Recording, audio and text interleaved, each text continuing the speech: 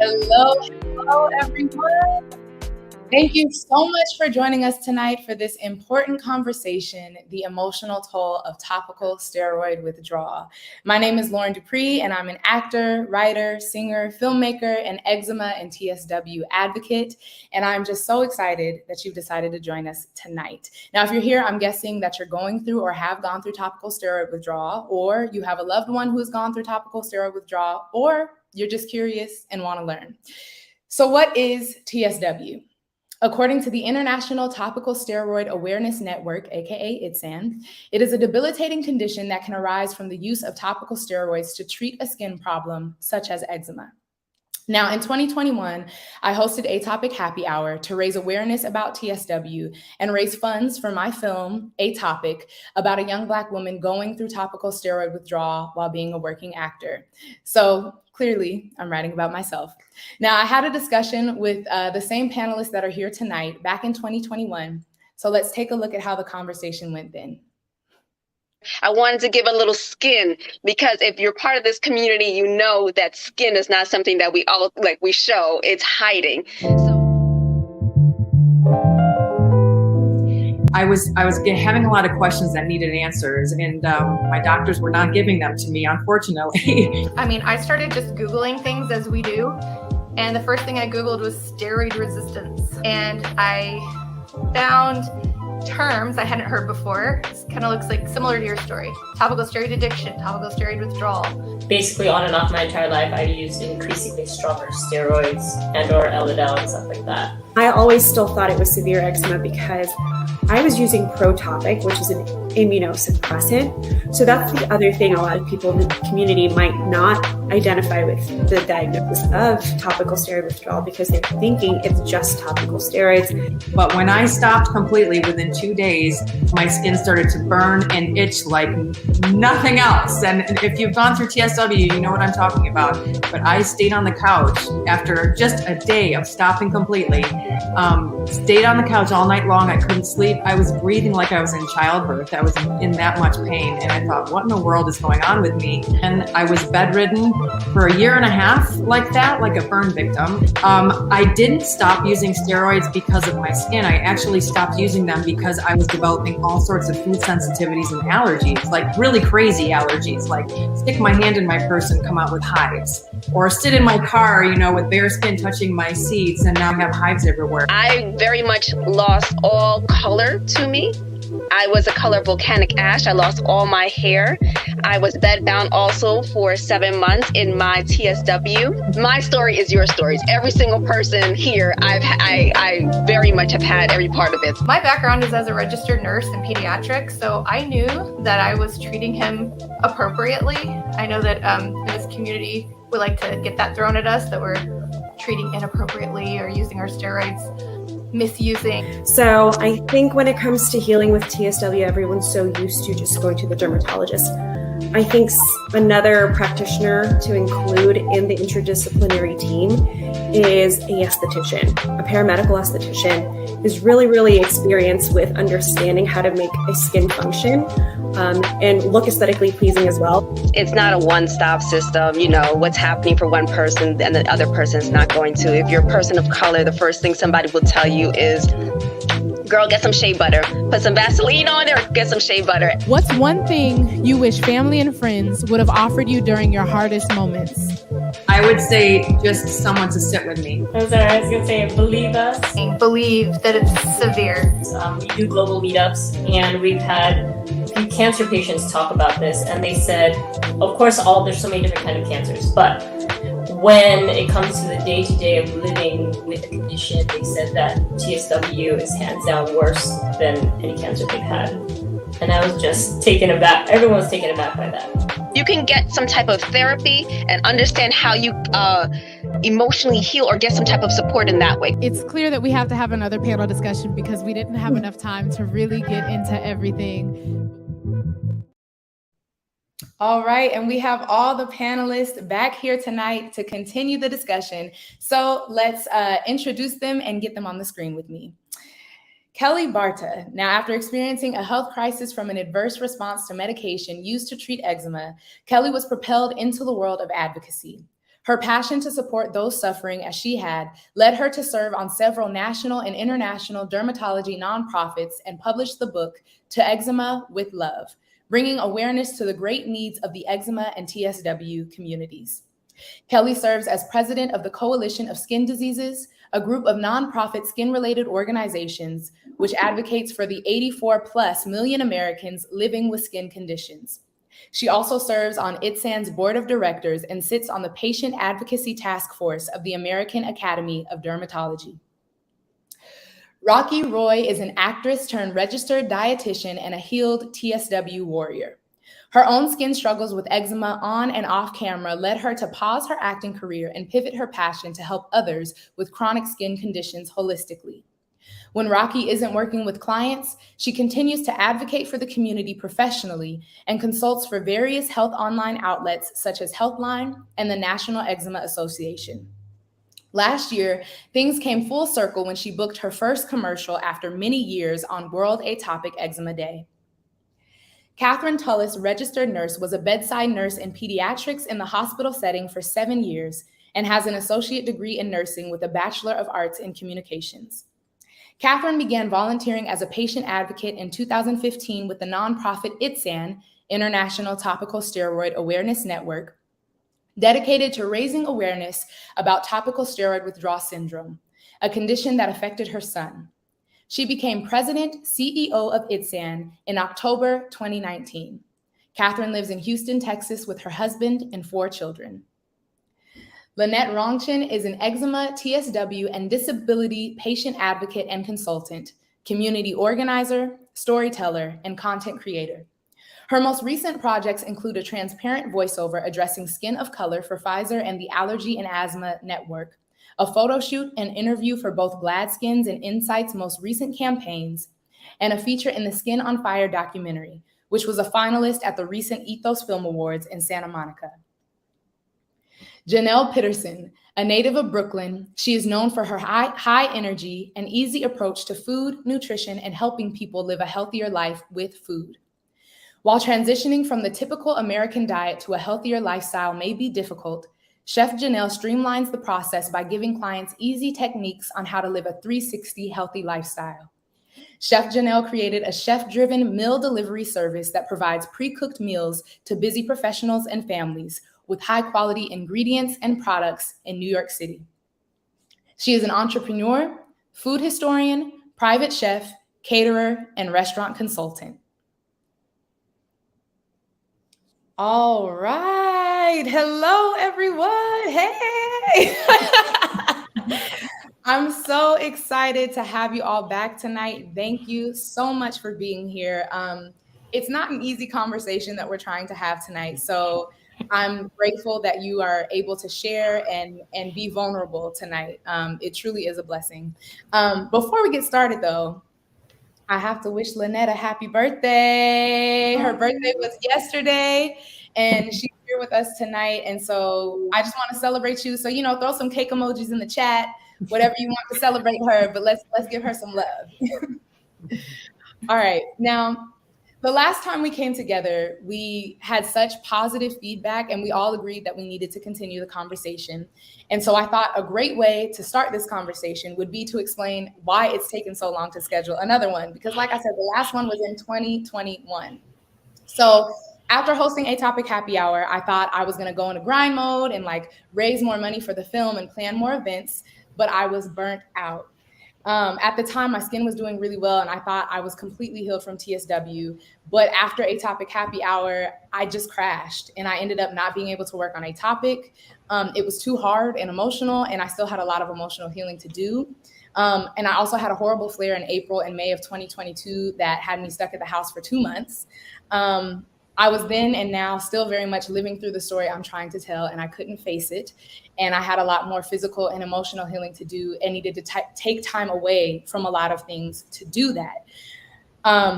Thankfully, I'm in a much better place now, but I was speaking to the panelists before we went live, and a lot of us have had that experience of, going through the physical healing of topical steroid withdrawal and then being faced with all this emotional stuff that we didn't even realize was there because we were so stuck in survival mode.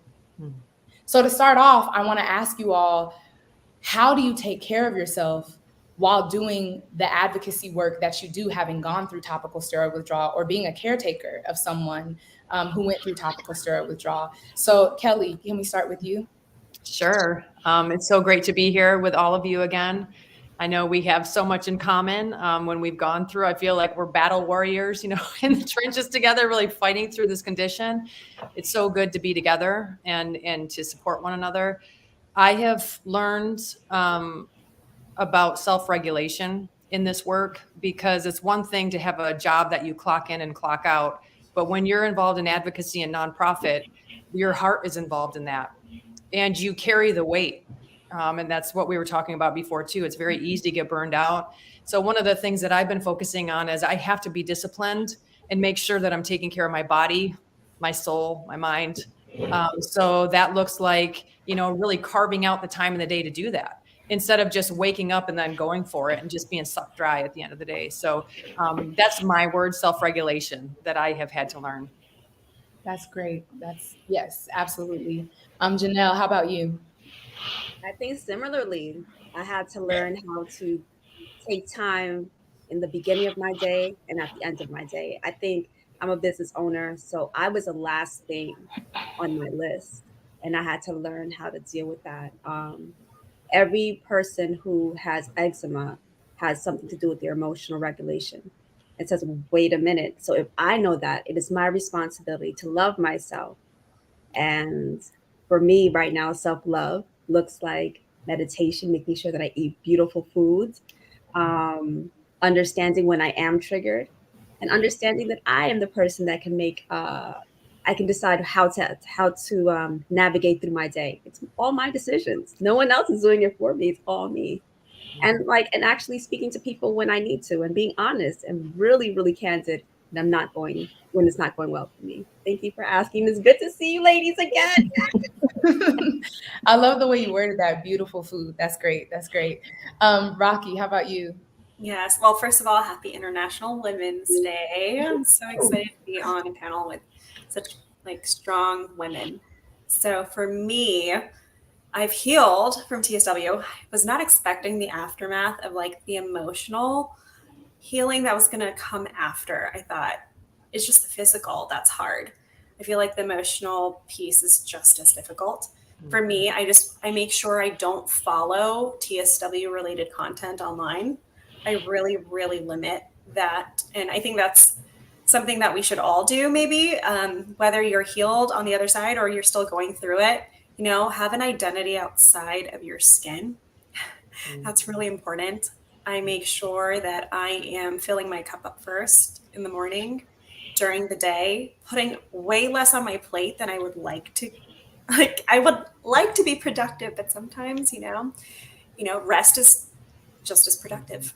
It's more productive sometimes because you need to recharge. So that's how I spend time outside of advocacy to, just recharge myself. Thank you. And Kathy, how about you?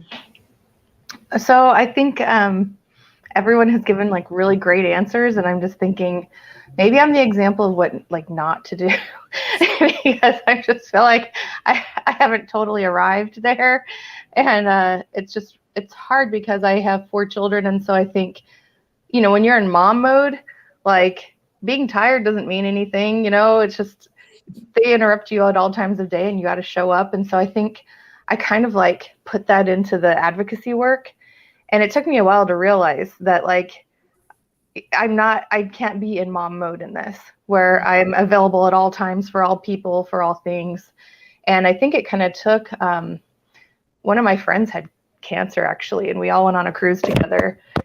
And it was it was a 3-day cruise, and we couldn't have our phones because, back then Wi-Fi wasn't great on the cruise ship. And it was wow, this is what life feels like when I'm not answering everyone's questions, when I'm not in all the forums and all that. And it was very eye-opening that I need to take breaks.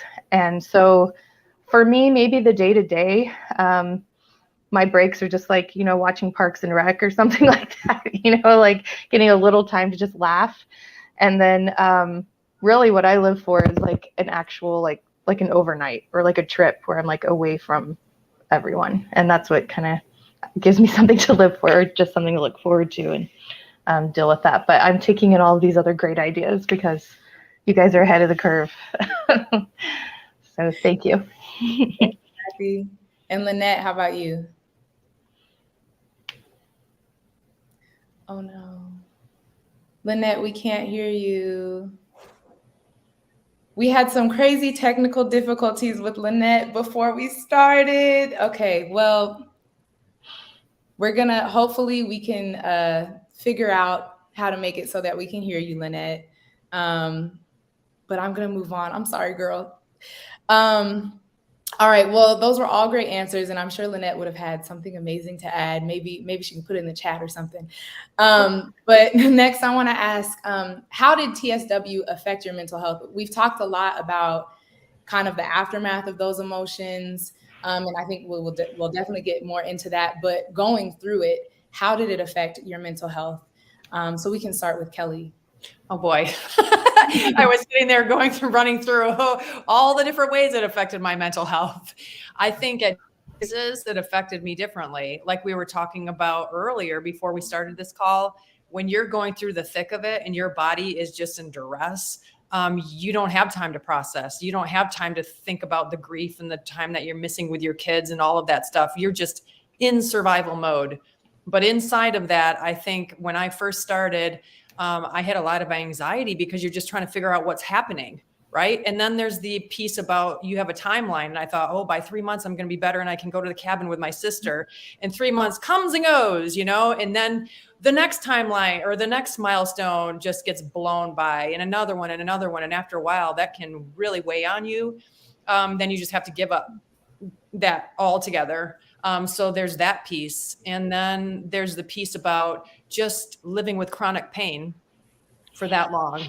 I write in my book about it feels like a backpack that when you first put it on, oh, it's all exciting. I'm going to start this thing. I'm going to be healthy at the end of this. Awesome. I can do this. I'm strong. And then the longer you go, it just gets heavier and heavier and heavier. And a pack that felt like, 50 pounds at first now feels like 1,000, right? And you have to keep going. And then your friends and your family start dropping off. And now you feel alone and you have to carry that burden. And then your body starts getting better. And so, then the grief hits. And I remember the moment that happened, and Itsand had just updated their website. And I got on and I read a new story that they had put up. It was about a little girl. And I just lost it. I think it finally hit me like a wave, what I had gone through and the why and how horrible it was and what was happening to my family. And my kids were at school. I just fell on the floor and just wept. And so then it's figuring that out. And then it's all of the different things. And then, when the trauma hits too, I remember when I started writing, I thought I was going to get my book done in a week. Like I had already written a lot while I was sick in bed. And I went to Florida for a week, got a little wine bar, went down there, opened my laptop, and I started writing about the worst experience I had. Because I thought if I can get this out, I'm good. And that's all going to flow. Well, I start writing. I didn't even get through a page and I start shaking. My head feels like it's going to split open. I feel like I'm going to throw up. I'm crying in the middle of this public place. And then I was panicking, like I'm here all by myself. I'm falling apart. I didn't realize I had PTSD. I just didn't. It's like you have to stuff so much just to make it. And so then I had to work through that and process it. And I found like even writing was therapy for me because it helped me to go back into all those things and reframe it. So instead of just like living in that fight or flight, and getting triggered by stuff, it was looking at it, facing it, acknowledging it, and even writing it in a way that could be helpful for someone else, put a positive spin on what I went through. But gosh, there's so many things. I'm not going to take the time, that everybody else is here for too, but so many ways that it affects your mental health that really it deserves acknowledgement and addressing. We all need to do that in order to like move on and really truly heal. Yeah, absolutely. And I mean, as I already said at the start of this, I relate to you thinking you were just going to get the book out and then you approached the work and you were like, I can't, because that's very much where I've been for the past year and a half. And so there's a study, there was an article on National Eczema Association where they pulled the data from 15 international studies and found that people with atopic dermatitis were approximately 44% more likely to harbor suicidal thoughts than those without the disease. And atopic dermatitis was also seen to put patients at 36% higher risk for making a suicide attempt. And so we're going to drop the link for that article in the chat. But I know when I was going through, I know that article is about eczema, but as we all know, topical steroid withdrawal is eczema like on steroids. And so that definitely applies to TSW people as well. And I know that when I was going through topical steroid withdrawal, and even in the past like year and a half, there were many times where I was like, I give up. I can't go on anymore. And so I want to know, how did you continue to show up when you wanted to give up? And And so, Linette, can we hear you now? Let's see if, okay, we can't hear you still. So Rakhi, can you answer that question for us? Yes, and actually there was a comment that Linette left, so I'll kind of speak a little bit for her since she's on mute. Like checking in with people so that you have someone to help self-regulate your emotions, because when I was going through the thick of it, I was not able to self-regulate my emotions myself. So I had to rely on others in the community, especially because they knew what I was going through. Actually, Linette was one of them. We would check in with each other all the time too. And then for some reason, sad music was really uplifting for me. I don't know if anyone else feels like when you're happy, sad music makes you feel down. But when you're sad music like makes you feel uplifted. So it's kind of cathartic in that way for me. That's how it was for me. Thank you. And Janelle, can you weigh in on that as well?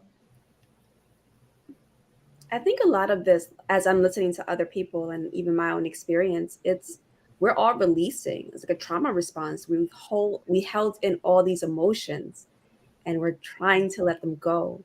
And if the skin is the biggest organ, right, that's the first place you'll see anything. And, even when they say they have certain cancers and the like, and in energy. So I know, Kelly, you can weigh in on this because you're actually on our end. But they say, like, if you have throat cancer, in energy work, they say that you haven't been able to utilize your voice, right? You haven't been able to speak up for yourself. I know people within eczema, and right here, as people have been going through TSW, their neck, that's a very big part for them, where it doesn't heal well. And in energy work, they do a lot of work here as well. And of course, it's always finding somebody in the medical space who can help you understand how to increase your moisture barrier. But to go back on topic, because I'm all over the place, I think that just learning how to self-regulate. I've been through the gamut, but just listening to these ladies, every time I come here, I'm like, I didn't realize how powerful it is. So thank you for this. Thank you, really. Thank you. Thank you, Janelle. One thing that I meant to say earlier too, in the responses to the first question, I see a lot of similarities in us even before, going through topical steroid withdrawal. It seems like we're a panel of go-getters, getting a lot of stuff done, always on the go. And so for me, I know topical steroid withdrawal was kind of like, sit down, you have to sit down. And for the longest, I was like, no. And I think like being an actor and doing theater, like, there ain't no time to sit down. So even though, I wish there was another way that I could have learned the lesson, I think that the self-work that I've done and as all of you have done in learning how to care for yourself and put yourself first before all the other things was like a huge thing that I had to learn, and I'm still learning and still trying to figure out how to, like, I don't want to say perfect, but just integrate wholly into my life. So yeah, I just wanted to bring attention to that. Now, Kathy, this next question is for you. As a parent and caretaker, how did you support your child's mental health during topical steroid withdrawal, and how were you affected? Well, that's a great question. So my son was, it was like right before he turned 4, and the whole time he was 4. And then right after he turned 5, he was okay again. And so I think it maybe wasn't as severe as it would have been for maybe an older child, because he hadn't started school yet. He wasn't self-conscious about things. So most of it for him was just supporting him with like his physical symptoms. I will say, as he's gotten older, there have been some things that have kind of come out that I'm like, that's probably from that time, because he didn't have a lot of control over what was going on with him or what people were doing to help him. And so I feel like a lot of that's connected for him. And so we've had to kind of get help for, even like this panic he gets in when he's not in control of a situation. And now he's almost 14. And I think that he I mean, he has just come so far, and he seems just like totally normal, healthy, great kid, inside and out. But every once in a while, you know, something will come out, and I know that time frame affected him, and I know it's a throwback. And so for me, I feel like we were talking about this before, but during, I was just like, you know, putting out fires, and it was crisis mode. And then after, I just kind of fell completely apart and started going to therapy. And so I always tell people this, that like, expect that this will be very hard on your mental health. So go to therapy at the beginning. Just like go to therapy and work through this, because, you know, any kind of trauma work, because you're being traumatized by this disease and you're being gaslit by everyone, friends, family, medical providers. So it's just so much to work through. And I think a lot of us said this, we were shocked that when my child was better, when he was safe, I think even friends and family, myself, it was all like, oh, now nice bows on that. Now we're going to go back to normal life. And it was like, nope. You know, I couldn't do anything. I couldn't remember like what I ever made for dinner before. I'm standing in the store staring at stuff, and I would have to leave because I literally could not make another decision. And my husband had to take over a bunch of stuff, and it put a lot of strain on our relationship. And it was just really difficult. So in therapy, we did a lot of mindfulness work, and that helped me the most, I'll say. Just kind of like sitting, and you're just telling yourself what's happening now. So like right now, like I feel carpet under my toes, or I hear birds, or you know, it's just like right now there's air in my lungs, and I'm okay now. And just like eliminate all of the future worry and past judgments, and just focus on the here and now. And that there's a lot of good videos that kind of guide you through mindfulness meditations, and that probably helped me the most, along with actual talk therapy once a week for years. So that would be my biggest suggestion. Start on that right away from the beginning. Yeah. I'm still in therapy and was in therapy at the beginning of this, and will be in therapy for maybe forever. But yeah, I'm glad that you brought up the gaslighting that we face from like medical professionals and friends and family, because that leads us perfectly into my next question. Like, one of the hardest parts of topical steroid withdrawal is the lack of support, because most doctors don't recognize it as a real condition. And that's, you know, that's why we do this work, to raise awareness, because it's like, we don't want people to go through what we went through. And people need to be equipped to help us. And because it's so new, there's so much that's unknown. Even if a doctor is familiar, there's no clear plan of action for healing. So how do you, or did you, advocate for yourself in the doctor's office? And we can start with Rakhi. Oh boy. Okay. Well, during my TSW journey, I was taking care of patients in nursing homes. And I was actually working, ironically enough, with elderly patients who had wounds. So I was seeing their wounds healing.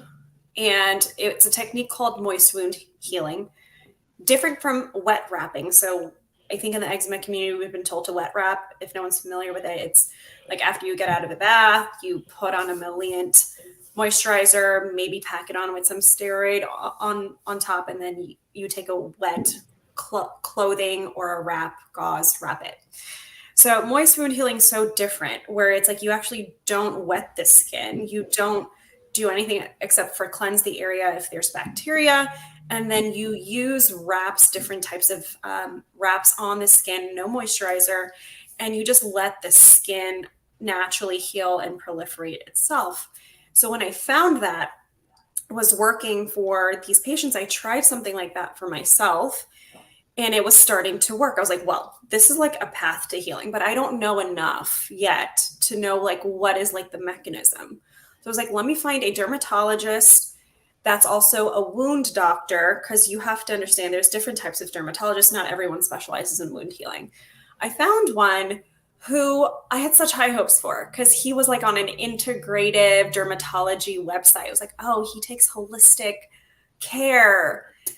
Oh, I was like so disappointed, because when I went to him, I was thinking like, yes, we're going to treat your skin, because I had scabs all over my feet, like wounds. And he was going to like explain the science. And he gave me a steroid. I was like, but I don't want this. And he's like, okay, we can try something else for you. And then when I went to pick up my prescription, there was 2 orders in, one for like the non-steroidal that he was trying to give me. And then one was, sure enough, like a clobetasol. And I didn't feel heard in that moment. And I felt like I did so much to advocate for myself, to try and get him to understand. And I was so disappointed. And I think what it is like sometimes dermatologists, they are just so used to one way. It's very hard for them to break out of that thinking. And also I understand it's like they're scared for their license too.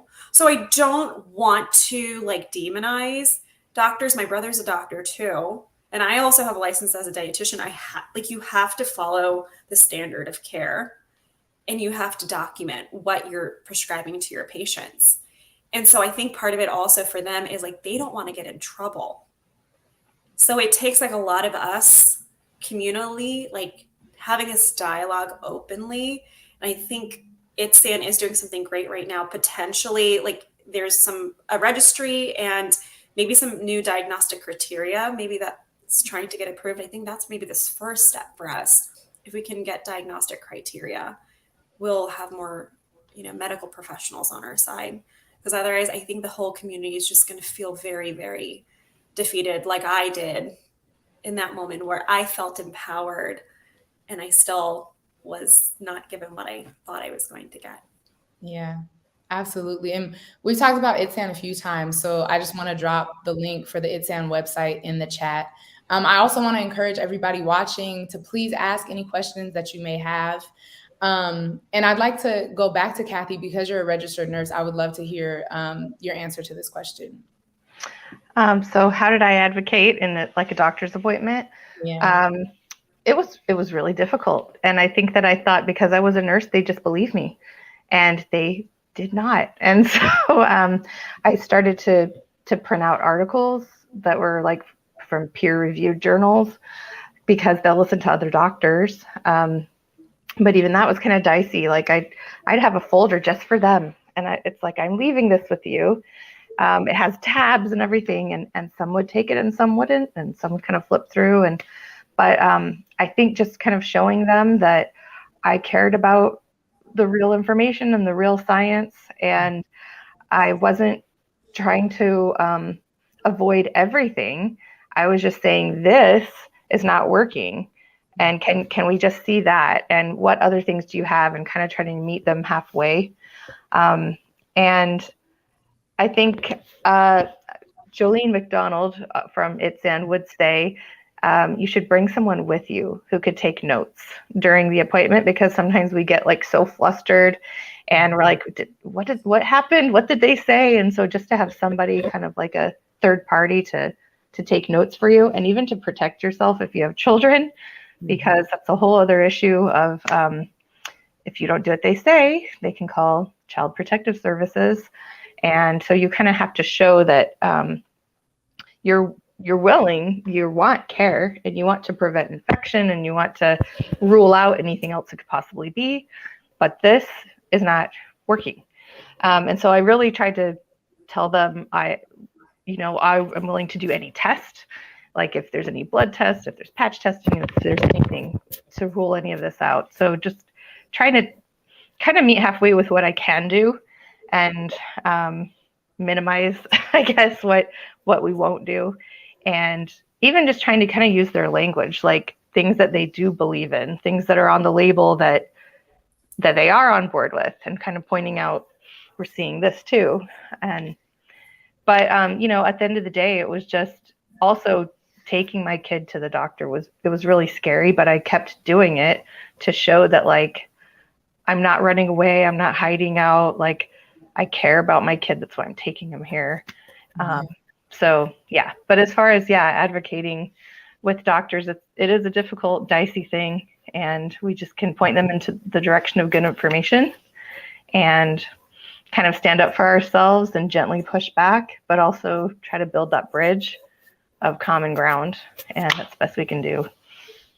Absolutely. There was a time when I kind of just avoided doctors altogether. Like I was seeking alternative care. But recently I've been trying to, see conventional doctors and like explain what's going on, share the things, share the research and stuff like that. But I'll be honest, I've had to send some strongly worded messages after feeling unheard for so long and kind of just brushed aside for so long. So yeah, it's very difficult. I think we're gonna try and bring Linette back. She's backstage. Hey. Can you guys hear me? Yes. Yes. Yes. This is key. Yes. So this next question is going straight to you, Linette. So we're talking about advocating for our doctors. How do you advocate for yourself when it comes to friends and family? Because sometimes there's a lack of support there as well. Oh man, I try to just be as honest as possible. And what I found is that, some people will believe you and some won't. And there are some people who, even if they haven't gone through stuff, you don't have eczema, they'll still believe you. I have a lot of friends of mine who don't have a skin condition or anything like that. Not that this is just a skin condition, but that's another conversation. But they believe me and they've stood by me through all these years of all the ups and downs, and like me having to bail on so many professional obligations because of my skin and personal obligations and events and, missing all the milestones with all the friends and family. And at the end of the day, it's like, those are the friends you want. Those are the people you want in your life, the ones who really believe in you anyway. Because why would you want someone who just believes in the worst? Like what? Like, don't you, like, you knew me when I'm good, when I'm good or whatever. Like, oh, that's my cat. Yep, that's my cat. I'm good enough, by the way, that I can pet cats and stuff without washing my hands, and like I don't react. Anyway, why are you here right now? Go away, Sesame. Okay. Yeah, it's just wonderful. It seems weird at first, and you're angry. You're like, why doesn't anyone understand what I'm going through? And my professor doesn't get it, my boss doesn't get it, all that stuff. But at the end of the day, the right people will, and they'll help you, in my opinion, carry through this. At least that's my experience. Yeah. Thank you for saying that about being as honest as you can, because that's something that I struggled with in the beginning. Even though I was like sharing my story online, if I had to cancel plans, I would be vague. I wouldn't explain like, oh, I'm having a flare up, or I'm afraid that it's going to get worse. And now I pay more attention to like just being real about what's happening. But I think I was stuck in a lot of shame, which I think is another thing that you deal with going through topical steroid withdrawal, like the shame of just not being well and not understanding why. Do you mind if I interject, Lauren? I just want to give an example of why you should tell the truth, because I was dating a guy at the time and he assumed, because you know how much time it takes to manage your skin, especially when you go through a flare-up, you stay home. He assumed that I was cheating on him. So that he didn't feel like he was being cheated on, he cheated on me first, which I never cheated on him, but he cheated on me with like 4 different women. I was like, and I found out about this after our relationship was over. And wow, if you only knew. And I told him honestly, I was like, I was just flaring at home. Between the steroids and then trying not to use the steroids, like I would flare tremendously and it would be debilitating. So I would stay home. So when you would want to go out and I had to cancel on you, it's because I was bedbound. So just letting you know. So that's I'm sorry that happened. But you know what they say about assuming. Yeah. Absolutely.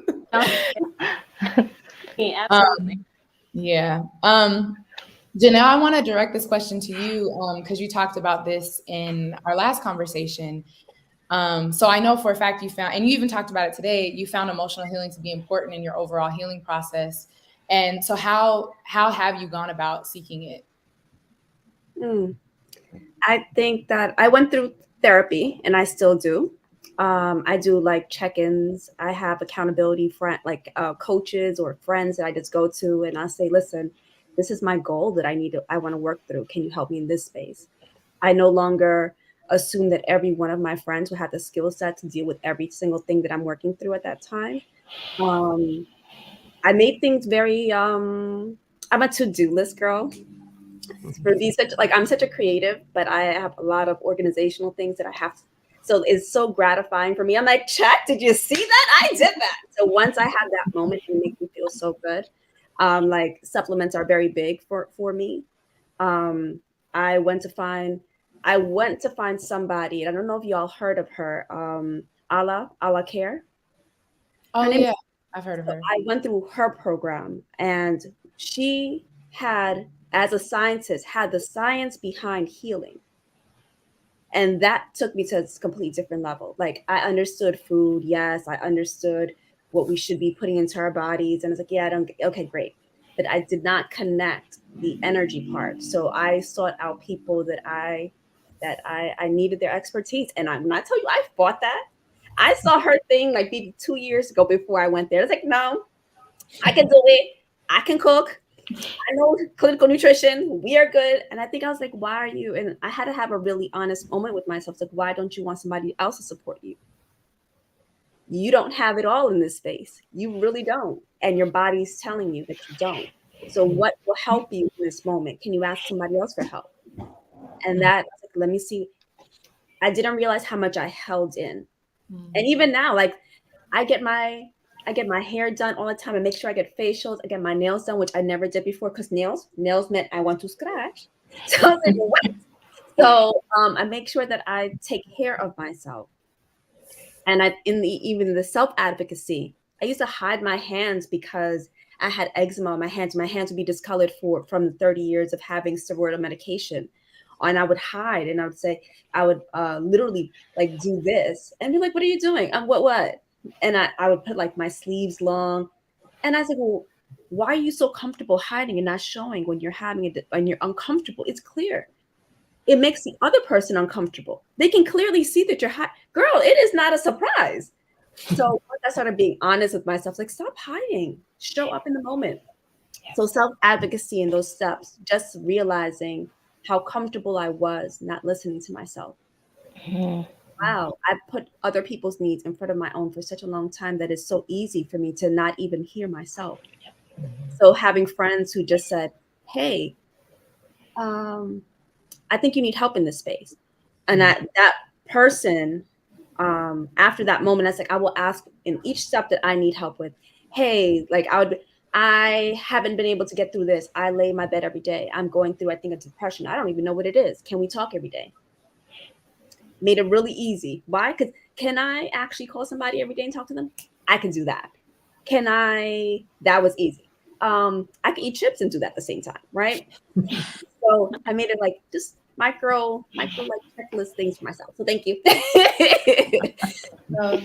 That's great. That's great. Two things that I wanted to just touch on that you said. You all right? Yes. No, the checking in is like so important. And when I was really struggling at the beginning of last year, I had a friend who I was like, she was calling me every day. Shout out to Lee Jones. I don't think she's here, but that's okay. But yeah, I was checking in with her every day, and it was so necessary and like needed. And then also when you talked about hiding your hands, that's another thing that I talk about, like on Instagram or through my blog, is just like showing up. And it's something that I challenge myself to do, where it's like, okay, my skin may not be where I want it to be, but I'm alive and I'm gonna show up. I'm gonna put on a cute outfit despite the flares and like be confident despite what's going on. And it's kind of like you trick yourself into just being like, I'm good. This is what it is. Kelly, I'd also love to hear your response to that question. Just how did you approach emotional healing? Wow. Okay. I think it's multi-level emotional healing. I heard a definition of humility the other day, which I thought was really good. And it spoke to me a lot. It was saying, you don't think of yourself more highly than you are or lower than you are. It's really like accepting who you are as a person and being okay with that, being honest about it. Just like you were saying, Janelle, being okay with asking for support and realizing I need support right now, being okay with it and not pushing myself too much. And I think I can tend to go into anxiety mode by feeling like I have to perform and I have to live up to this and I have to meet this standard and I have to make everybody happy and all of that. That's not really being honest with who I am and what I can do, what I'm capable of. So I think just getting there, being real and being okay to tell people that, I know when I was going through TSW, people don't know what it's like to live in your skin, right? And I remember someone very, very close to me told me, I can imagine what you're going through. It's like wearing an itchy Christmas sweater all the time. And I was like, what? Are you serious? Like, that's what you think that I'm going through? And then they kind of cop an attitude because, you know, you're not doing what they want, or you're not, you know, cleaning up around the house enough, or, you know, going out and doing all these social events. It's like, you have no idea how much I'm pushing myself just to be standing here in front of you right now. So being real, I know someone else mentioned that, like, a lot of times we're not honest with the people, even who are very close to us, because we don't want to be a dark cloud all the time. But it is important to let them know what's going on so that they can treat you the right way, right? And not have unrealistic expectations. I will say for my emotional health, honestly, it's my spiritual life. That's what it comes down to for me. Like, I can have all of these different things that I do, like self-regulation is huge.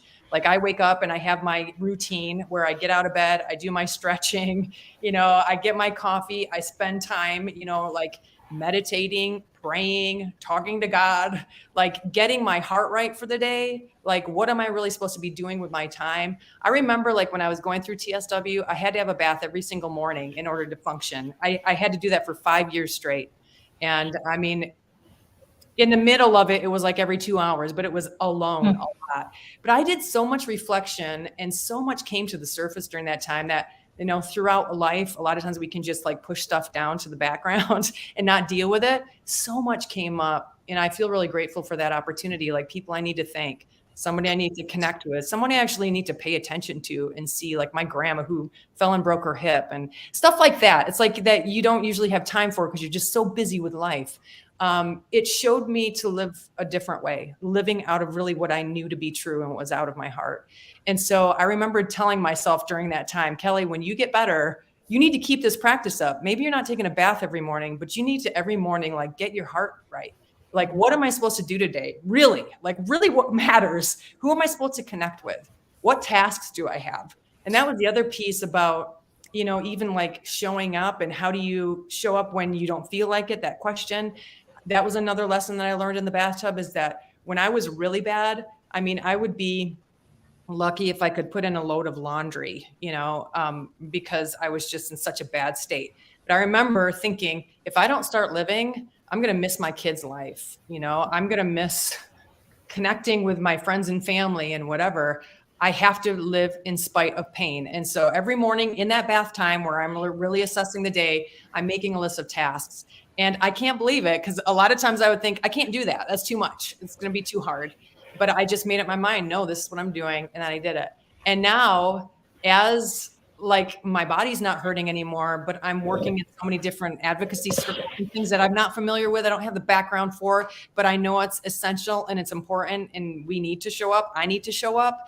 And I feel like I can't do that. I can't do that. It's the same rule. It's, I make my list of tasks. I can do this. You know, we show up. So emotional health is, being honest with myself and letting other people know where I'm at. And then, you know, taking care of myself in the way that I need to take care of my body, make sure I'm doing fun stuff and not thinking about the word skin all day long, you know, like making some boundaries sometimes for people who just want to suck you dry, and actually saying, nope, I can't do that. That's hard for people like us. I think a lot of us are similar, like personality wise, where we want to give, where we bottle a lot of stuff up. That's maturing, right? Like understanding who we are and knowing how to really live a productive, good, healthy life.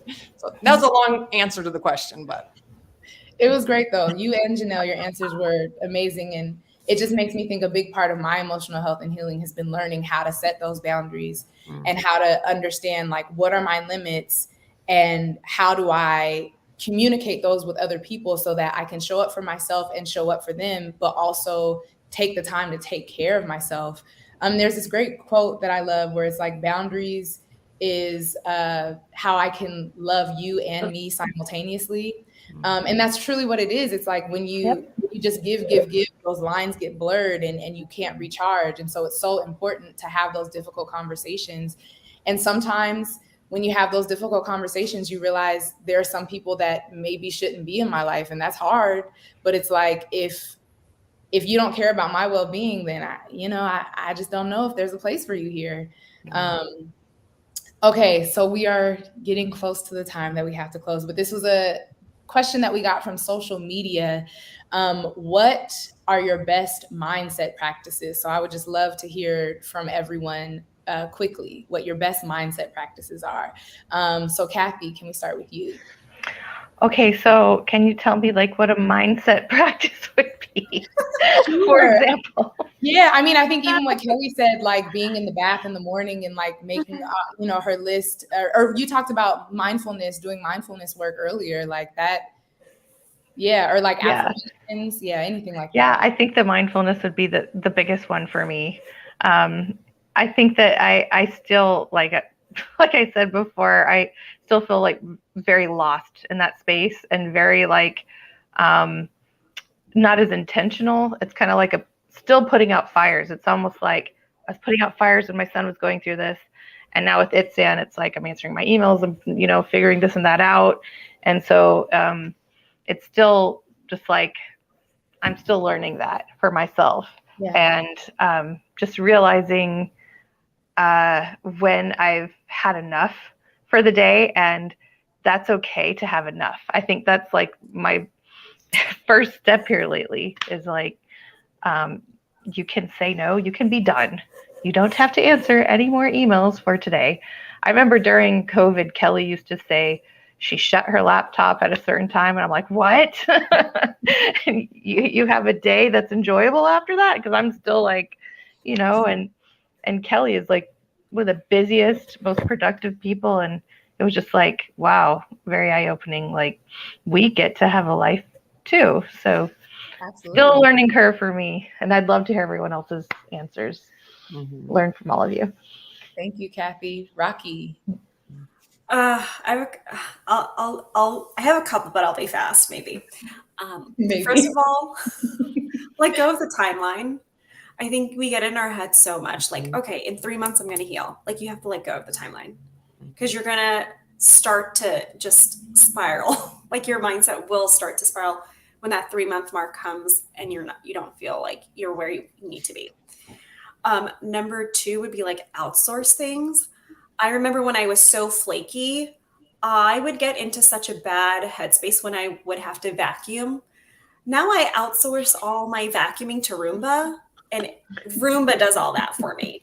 And I don't have to think about my flake. Well, I don't have flakes now, but I mean, I don't have to think about all those things. And so that's one. And then third would be, so I started working with an energy healer because I realized after my physical body healed, my energy centers were just all out of whack. And she told me, stop meditating and stop journaling. I'm like, what? What do you mean? She's like, you are over anxious and overthinking in your brain. She's like, that's putting you more into your headspace. And I never thought of it like that. She's like, you need to do more grounding exercises. So a lot of the grounding things that I did when I was going through TSW was like bats, like feeling your body. Also like just walking outside in nature, just doing things to make me feel grounded and safe in my body. Because with TSW, we just don't feel safe in our body. So our brain compensates because it feels like it has to take over since our body can't protect us. So yeah, if you feel like you're spiraling out of control and you feel like you can't get your mindset right, don't work on your mind. Work on your body work. I love that. Don't work on your mind. Linette, how about you? Now I'm like, is she talking to me? Rakhi's talking to me. I know she is. Anyway, because like right now, I'm one of the warriors, unfortunately, who have major physical disability as well. Like I can't walk. I can't straighten my legs. I can only stand for like a few, not going to get emotional, moments at a time. But I'm encouraging myself every day. I'm like, no, you will get there. You've seen all those videos of people recovering with PT, okay? You've seen people recover with physical therapy no matter what injury they've had, and you will get that back one day too. And Sean reminds me all the time that it will happen for me as well. So like I try, I'm like, okay, you can like cook your breakfast today. Just cook one meal and just keep doing that for as long as you can, for as much as you can. And that's enough. when it comes to just, I'm so involved, yes, in the skin community, but I remind myself of all the other joy I found in my life when I wasn't thinking about my skin. And I think about all those things and remind myself, like, put on a soundtrack to a musical because you love musicals. And, like, it totally distracts me because stories are the best. And I just, blast that and sing along. And then I talked to this about Sean, because when Sean and I first met, we're both TSW warriors. And, of course, I didn't think that I would find the love of my life in this community. But the great thing is that when we started talking, we didn't talk about TSW. And yes, we're involved in the community, but I did say to him, I was like, who knows how long we will be? And I fully say that, like, it's totally 100% okay if one day we dip out and we're like, peace, skin community, we're going to live our lives and never talk about skin again. And I'm more than happy about that. Like, seriously, I dream of that day. But for now, we advocate, but like Sean is really good about, by the way, like reminding me, like, are you maybe getting too involved and you're just investing yourself too much as an empath? And I'm like, okay, let's have a date night, or let's do something else, or let's, distract ourselves. And that's the best thing I think right now that I've been able to do. Still learning in this space, like Kathy said, trying to balance it all. Thank you, Linette. I love what you said about having those small goals and being like, do as much as you can, and that's enough. Because that's how you just keep doing. That's how you keep doing more and more. And before you realize, you're like, oh, I didn't even realize I could do this much, and here I am. So that's great. Janelle. Yes. I think I'm going to keep mine short. So I learned more about what brain waves were, what is the most therapeutic. So in theta, when you are sleeping and you are doing any type of meditation, theta is the most healing. So I would do a lot of research and a lot of work in that space to make sure. I had a gratitude journal, not a journal because I'm not a journal girl. I'm like, listen, I know how I feel. Every time I would like write something down and look at it later, I said, no, I can't. No. So I would have like, what's my high and the low for the day? And I'd be like, oh my gosh, I very much had Linette's journey where I couldn't walk for a certain amount of time. Maybe I think it was like 4 months. And I said, look at me. I am rolling, people. I had an office chair and I was rolling through the whole house. And I said, I'm a rolling girl. So, like, I couldn't really stand. I was sharp and I couldn't really stand very well or straighten my legs. So I would have like different postures in order to cook something. And I said, the best part of my day is I was able to cook something for myself. The best part of my day is I took a shower today. My best part of my day is I was able to walk around. So I made it very simple. I made sure that I was speaking to people who like spoke life into me, because even in this process, people are still a little selfish, aren't they? Listen, I'm fighting for my life here, fighting for my life. And you want to tell me your problems? I don't have space. Listen, give it to somebody else who doesn't have to be offended if clothing touches her skin. Please give it to somebody else. So I became a tasker. So like how Rakhi gave it to, I took it the Roboku. What is it called? The little Roomba, which is the robot. Baby. Don't talk to me. If you're coming here, you're going to come into this healing space. So I made sure that I was taking zinc, and only very good zinc, which was made by this company called Vinery, VIN and Energy. VIN and Energy put it together, and they have beautiful B12. I realized how deficient I really was. I realized that I wasn't eating a lot of fruits and vegetables, and more fruits, because fruits are very healing. So every day I was like, well, did you eat a fruit today? No, but you had chips. Hello, you had the chips. You don't even know what the fruit looks like today. I made sure I had little goals for myself. Well, I had a mango. Listen, so that I would have a mango and a chip. So I felt good about myself. That, like the choices that I were making. Instead of saying like, Dad, you could have. It's like, no, you know what? You did. Did you eat the whole bag of chips? Yes. Did you not care about the portion control? Who cares? You bought the chips. You can eat the whole bag if you want. So that's the way I learned to kind of just be to supplement my body, supplement my mind. Theta brainwaves, such a big thing. So if you don't know about it, Google. That's such a beautiful thing. The zinc, only good sources, and the B12. So that was my good stuff. And being grateful for like every little thing that I could do, not the things I couldn't do, because I couldn't walk. Who cares? But you know what I could do? I could have a little grape, you know, so whatever that was for me. So that's what it was. Thank you so much. Yeah, celebrating the little wins. I love that. Yes. Yes. Kelly, can we hear your answer? Sure. Yeah. I'm going to echo you, Janelle, in the gratitude piece, because that was really, really huge for me too. And I found every day, you know, when I looked at my skin, when it started, you know, to dawn on me, I had this opportunity to like really go a really negative direction or go a positive direction, right? Like when I started looking at it, like the fear and the uncertainty and all the anxiety, whatever. But it was like, you can make that switch pretty quick when you start listing the things that you're grateful for. And before you know it, you're like, wow, I'm so blessed, right? Like I have a bed I can go to with clean sheets. I have towels. I have the food that I need to eat right now. I have a loving family. You know, I have a roof over my head, the sun shining outside. There's so much beauty. There's flowers by me. And then it's like, wow, you know, it puts you in a different headspace. Instead of being down and stressed, which is the worst environment for you to heal, you're at peace and you have joy.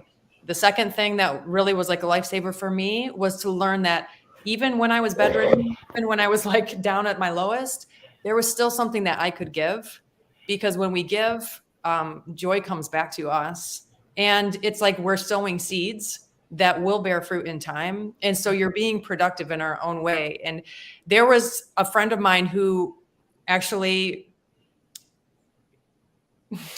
was in jail at the time. And I spent time writing back and forth to her. And was with her, like my time of being bedridden was her jail time. And by the time she was rehabilitated, she got off of drugs. She was a new person. I was able to walk her through that moment in her life where she came into freedom, which was such a beautiful thing. It's like, I mean, that's just one instance, but that was big for me to realize that I can continue to give, and that gives us back life.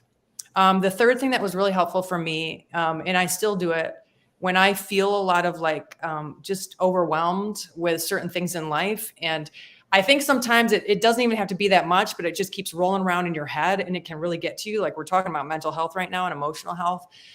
If I take some time and just start writing it out, that helps me a ton, because I realize, oh, it's like 5 sentences, you know? And then, yeah, I could be scared or overwhelmed about this, but there are things that I can do. Right? Or there is truth about this that I'm not really looking at. And that always helps me really just emotionally process that stuff and move on. The last thing I'll say is it's so important to choose the people who you really surround yourself closely with. And Janelle, I think you said that you need people who are going to be speaking life into you and not sucking you dry. Because there are people who just want to take, and they can't see that you're in a position that you can't really give them what they want and just listen to them vent all the time. You need people who believe in you, who support you, who are going to help walk with you through this process. So. Absolutely. Okay, we have a question from the chat. So lightning round, like 2-sentence answers from the Tiffany Renee Johnson. For each of you ladies, what are a few other things you wish your friends did to counteract the lack of support in medicine, within families, in professional environments, etc.?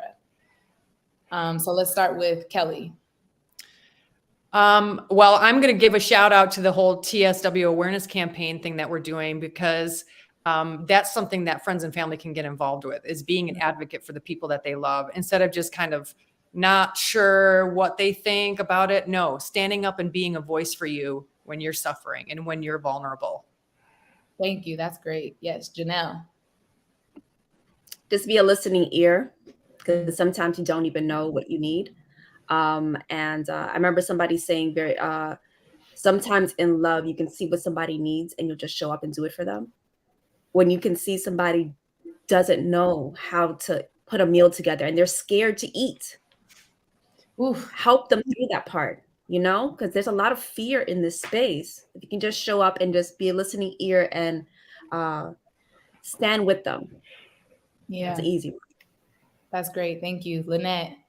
I know that, not everyone can understand this unless you've been through it. So we don't expect you to understand. Just believe me when I tell you, believe me when we have to give up our careers and college and all these things because we're just bedbound at home.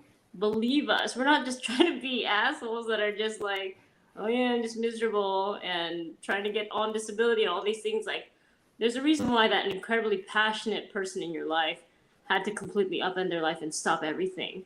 So please believe me. And I'm going to say this transparently too, because I realize I'm trying to cover it up, but like, I'm topless here. I'm in an adult diaper because I don't know why I'm having like urinary problems. And then I have my cane right here. And I'm in a rolly chair, just like Janelle was talking about. Yeah, I roll around the house and do my thing, and I can't walk, but I'm here and I'm showing up and I'm using my voice because that's what I have and I can do. Thank you, Linette. Thank you. Rakhi. I mean, I just want to echo what everyone else is saying. Really, just having someone just there to be like, asking you, what do you need today? It's just as simple as that. Yeah. Kathy. I would say just show up, because people would be like, well, let me know if you need anything. And okay, but like, I'm not going to let them know. It's too hard. But I had a few experiences. I'll tell you about one where there was like a group of my friends and they just showed up. And I'm like, no, no, no, no, no. And you can't see the disaster of my life and you can't see the disaster of my house. But they were just like, that's why we're here. And it was so touching, and it was so vulnerable to like let them in and see that just like stacks of laundry here, stacks of dishes here, toys all over the place, haven't been mopped, swept, whatever. I mean, it was just, and they came in and they spent all day and they watched kids and washed clothes and folded. I mean, it was just, they ordered lunch, and it was just like so good for my soul to see people show up for me, for one, and then to like live in a clean house. You know, after they left, it was like, wow, it took so much off my mental load. My sister was living out of the country at the time, and she like ordered me dinner once a week, like, and just having that, like, I don't have to think about this once a week with my 4 little kids, you know, and my husband. So just, my mom showed up one day and she painted my front door because it was peeling. And I'm like, I can't even think about a front door right now. It was just like, that's something she could do. And so little stuff where people just showed up and they came and I didn't have to ask. And I know people mean very well, and I do it too. Let me know if you need anything. But just show up, just do the thing. Send the thing, do the thing. That's what yeah. And I'm still learning to do that myself. No judgment at all, but the people who showed up, I remember forever. I'm so grateful. Mm-hmm. Thank you. Hey, I just want to, well, Michael's putting them up, but Sharon says, big hug. Thank you all for being you. And Ashley Wall said, I just have to say this panel is excellent, ladies. I'm loving this conversation. Thank you so much. Thank you so much. I can't say thank you enough. Like, I'm so grateful for all of you for showing up and having this conversation. Thank you for everyone that tuned in to listen to us, to learn, to contribute. We're so grateful for you. This work all started because we all want to create change. And as an artist, I want to do that through film. And so for all the reasons we discussed tonight, I wasn't able to approach that work for the past few years, but now I'm coming back to my Atopic film. And I'd like to share the Atopic trailer that I was able to produce with the help of a grant from 4Culture, Andy Alhadef, and CD Forum. Shout out to Sharon. So we'll put the links for more info about Atopic and a link to donate in the chat while the trailer is playing. But this is Atopic.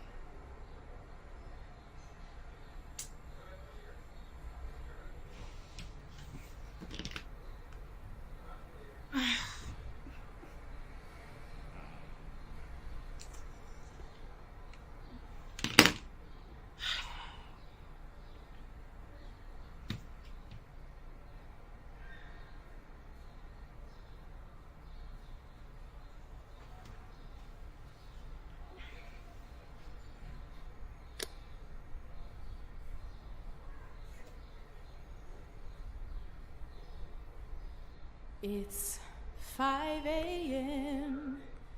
and I haven't had a wink of sleep, no. No, no, no, no, no. Skin is itching and my eczema is on fleek. Do we even say fleek anymore? Yeah, yeah, yeah, yeah, yeah, yeah, yeah, yeah. I'm scratching my hand as I sing these notes right now. As I watch the sunrise through my window, blot out. It's called insomnia. No sleep, you suck. Insomnia. You suck, no sleep. I've been tired for 5 hours, but I toss and turn and scratch and burn though. Insomnia. You suck. Why can't I get some rest? Instead I'm scratching off my head. I just wanna get some sleep, baby. But insomnia, insomnia, insomnia.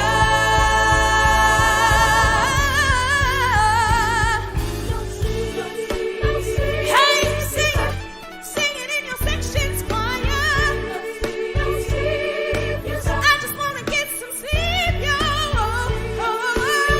Hey, I'm itching, I'm burning, I'm tossing, I'm turning. Hey, yeah.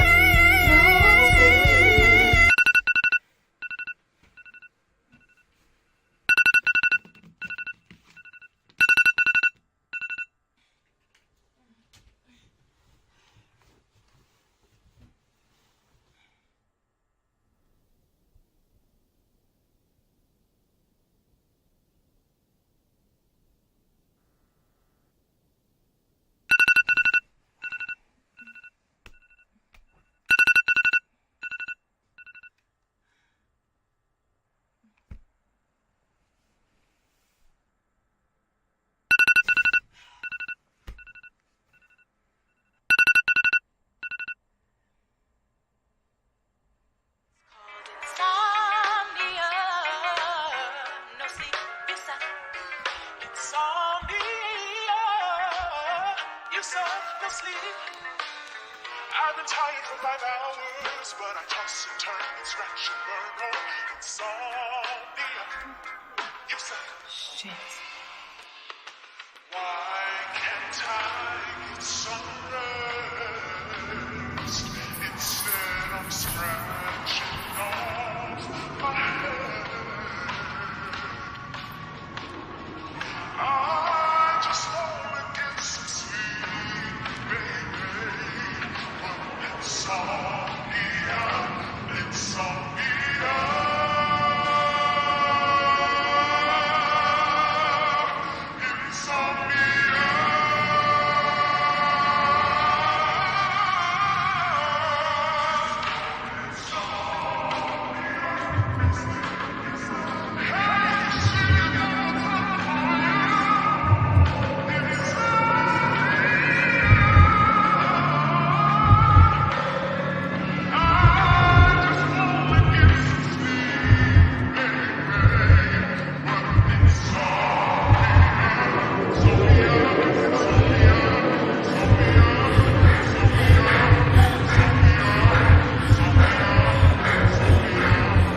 Lauren, you have to allow yourself to feel. I'm worried that you're holding on to too much and it's gonna come out when you least expect it.